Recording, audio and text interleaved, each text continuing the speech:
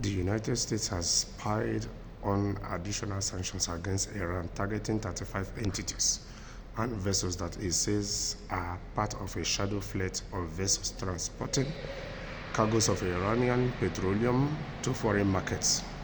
The sanctions are similar to those previously imposed 2 months ago in response to Iran's October 1st missile attack on military sites in Israel and to its announced nuclear escalations.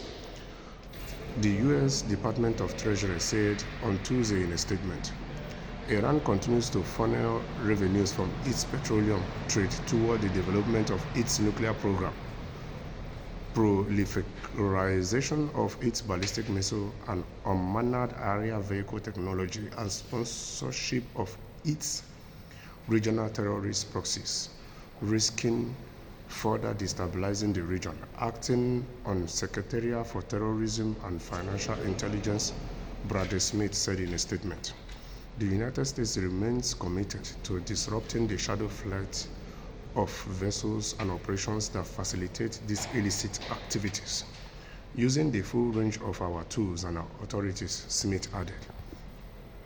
Iranian oil and petrochemicals are already under heavy U.S. sanctions. The Treasury Department statement said Iran relied on a sprawling network of tankers and ship management firms in multiple jurisdictions to transport its petroleum to overseas customers.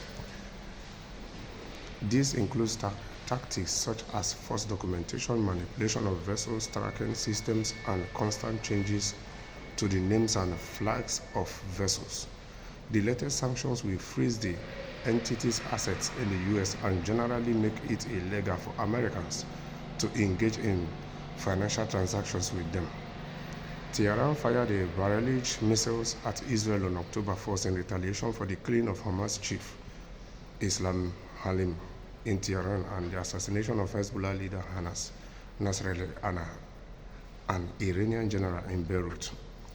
You see, this is already getting out of hand because the continuing piling of sanctions on this country, US and its ally is pushing this country to the world, and you don't expect them to react.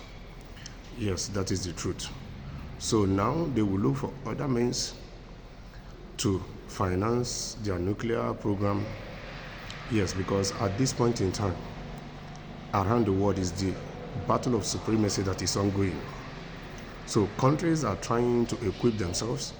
Countries are trying to arm themselves to be equal to the task in case anybody wants to invade them or want to trample on their sovereignty.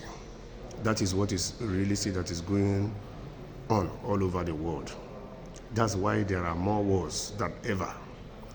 Yes, because the world is advancing, and with the current shift in transiting to greener technologies, countries in the West, especially Europe, are looking for natural resources, mineral resources in which they don't have in Europe here to finance these things.